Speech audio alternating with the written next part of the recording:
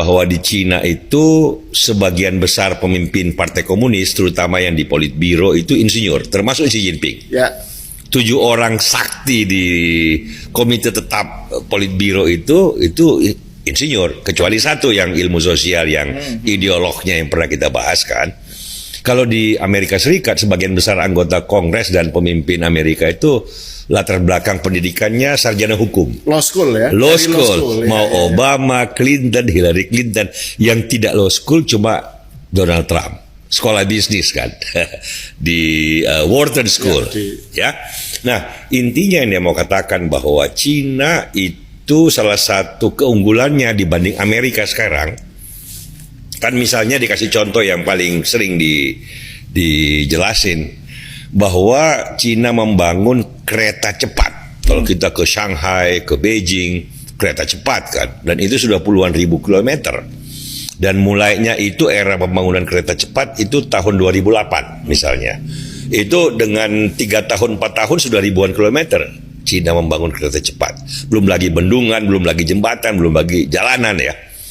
Nah, kalau di Amerika Serikat juga berusaha membangun kereta cepat dari San Francisco ke Los Angeles tahun yang sama 2008. Tapi sampai 30 tahun belum 1 kilometer terbangun dari San Francisco.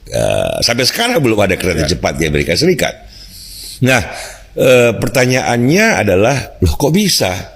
Dulu Amerika bisa bangun Golden Gate, bisa bangun Empire State Building. Tahun 20-an, 30-an. 20, gitu ya? 30, 40 sampai akhir Perang Dunia Kedua tahun 60-an yang pembangunan cepatnya itu sampai. Setelah itu ya tetap negara maju Amerika. Tetapi industrinya pun menurun. Kan 30 tahun lalu 30% warga Amerika bekerja dalam sektor industri. Sekarang tinggal 8%, 10%.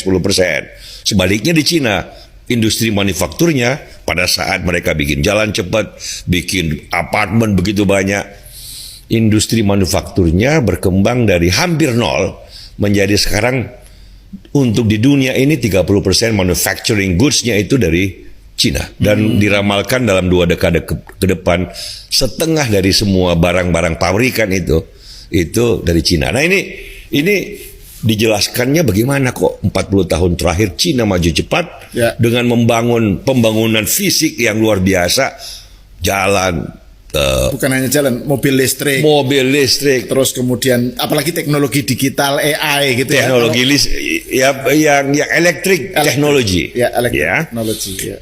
Itu kata Dan Wang. Itu karena Cina itu dia nggak pakai istilah komunis atau authoritarian state ya, by implication. Kalau kayak Eugene kan judulnya aja Beyond Socialism and Capitalism. Ya, jadi pertemuan produktif antara sosialisme dan kapitalisme itu kayak Eugene. Kalau Dan Wang bilang this is a technocratic state, ruled by engineer. Ini pemerintahan kaum insinyur. Jadi begitu mereka merencanakan jembatan, bendungan, itu kan bendungan besar. Nah memang dalam sejarah kan Cina bukan tanpa sejarah yang begini. Tembok Cina itu kan ribuan kilometer, pada zaman orang berpikir bagaimana bisa sampai sekarang kan jadi monumen kebesaran Cina di masa lampau.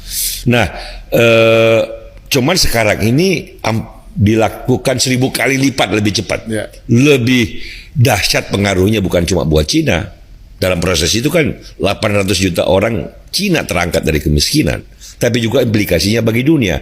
Cina perannya dari begitu minimal menjadi perannya sentral, dan sekarang Cina menjadi salah satu adik kuasa dunia selain Amerika Serikat. Ini kan dahsyatlah penjelasannya, technocratic state. The rules by engineer.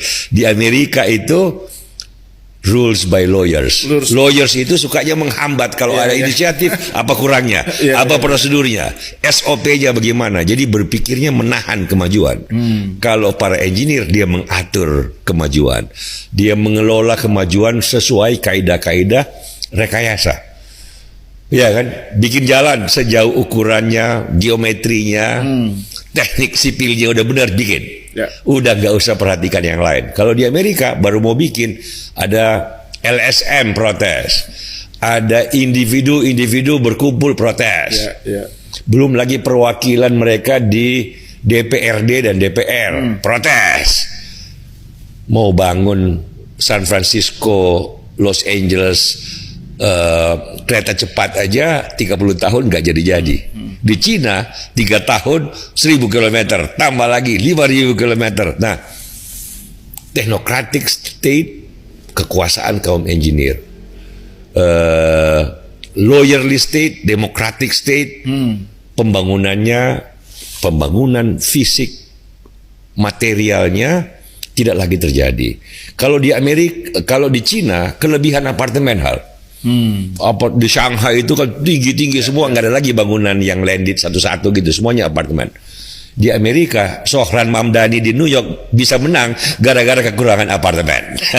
Orang tidak lagi membangun apartemen. Apartemen terlalu mahal. Karena orang tidak bangun lagi, tidak ada supply yang baru. Betul. Kalau banyak pembangunan, kan jadi murah harganya. Kalau nggak lagi dibangun, orang kan lahir terus.